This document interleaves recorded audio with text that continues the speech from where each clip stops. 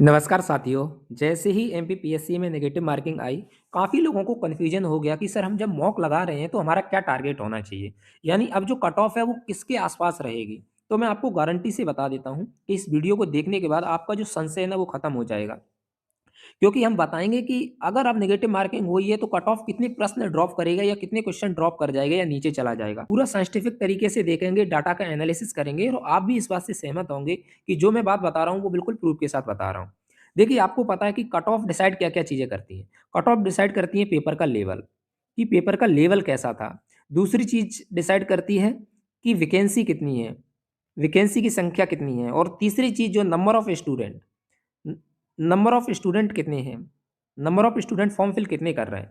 पहले ये 3 चीज़ डिसाइड कर रही थी कट ऑफ की। और जब भी पेपर के बाद हम कट ऑफ एनालिसिस करते थे, तो प्रीवियस ईयर का कट ऑफ के साथ पेपर का लेवल, वैकेंसी और नंबर ऑफ स्टूडेंट का देख के और देखते थे कि कट ऑफ कितना जा सकता है। आप पुरानी वीडियो देखिए, जब भी मैंने कट ऑफ बताया और उसके नज़दीक ही कट ऑफ हमेशा रहा है। अब चूंकि एमपीपीएससी ने नेगेटिव मार्किंग कर दी है, तो तीसरा इम्पैक्ट ये नेगेटिव मार्किंग का सबसे महत्वपूर्ण डिसाइड करेगा और ये कट ऑफ को बहुत ड्रॉप करने वाला है। और एक-एक चीज़ को देखेंगे। तो चूँकि अभी पेपर का लेवल हम कैसे कह सकते हैं कि 2026 का क्या आएगा? हाँ, वैकेंसी हमें पता है कि 155 है। नंबर ऑफ स्टूडेंट भी हम एक अनुमान लगा सकते हैं। तो दरअसल अभी हम क्या करते हैं, हम मान लेते हैं कि ये 2025 का अगर प्रीलिम्स है, 2025 का प्रीलिम्स का ही पेपर नेगेटिव मार्किंग के हिसाब से होता तो कट ऑफ कितनी ड्रॉप होगी? यानी 2025 का प्रीलिम्स के पेपर के हिसाब से ही सारा आकलन करें तो कट ऑफ कितनी होती? यानी जो कट ऑफ है पहले की, वो कितनी कट ऑफ नीचे जाती? तो मैं मान लेता हूँ कि अभी वैकेंसी 2025 में वैकेंसी 158 थी, अब 155 है, तो ये एक चीज़ रहेगी। 2025 के पेपर लेवल को ही हम चलते हैं और 2025 में जितने स्टूडेंट थे उतने ही स्टूडेंट को मान के चलते हैं। इवन इस बार और कम हो सकते हैं, क्योंकि लोगों का जो मोटिवेशन है एमपीपीएससी से वो खत्म हो चुका है। तो हो सकता है नेगेटिव मार्किंग की वजह से कुछ स्टूडेंट कम हो जाएँ। तो हम मान के चलते हैं कि पेपर का लेवल भी एमपीपीएससी 2025 जैसा रख लेते हैं, वैकेंसी उतनी है ही और नंबर ऑफ स्टूडेंट भी उतने ही होंगे और नेगेटिव मार्किंग को इसमें लागू करके देखते हैं, तब कट ऑफ कितना जाएगा। आपको पता है कि यूआर का कट ऑफ 100 क्वेश्चन में से यूआर का जो कट ऑफ गया था वो 79 गया था। यानी जिस यूआर के विद्यार्थी ने 79 क्वेश्चन सही कर दिए थे, वो प्रीलिम्स क्वालीफाई कर गया था। ठीक है। अदर कैटेगरी की कट ऑफ मैं बताऊंगा लास्ट में, जब इस पूरे एनालिसिस को कर लेंगे तो मैं सभी कैटेगरी की कट ऑफ बता दूंगा कि आप कम से कम इतना टारगेट रखिए और कट ऑफ इसी के आसपास जाने वाला है। चूँकि इसने 79 क्वेश्चन किए, यानी 21 क्वेश्चन इसने गलत किए थे। जब 21 क्वेश्चन गलत किए और 1/3 नेगेटिव मार्किंग करेंगे, तो यानी 7 क्वेश्चन इनके क्या होंगे, कम होंगे। जब 7 क्वेश्चन इसमें से कम होंगे तो 72 कट ऑफ वैसे ही आ गई।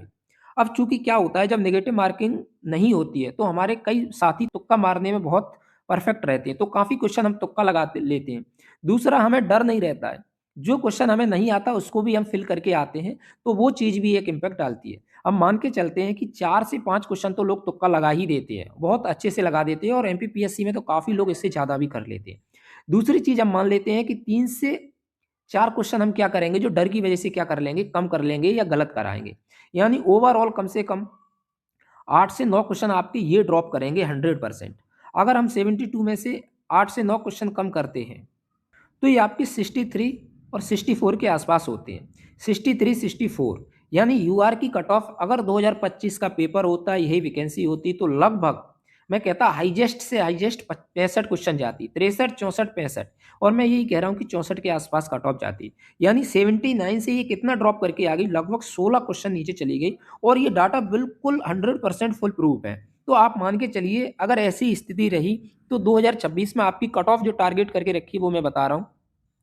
मैं एक बार पहले 2025 का कट ऑफ आपको बता देता हूँ।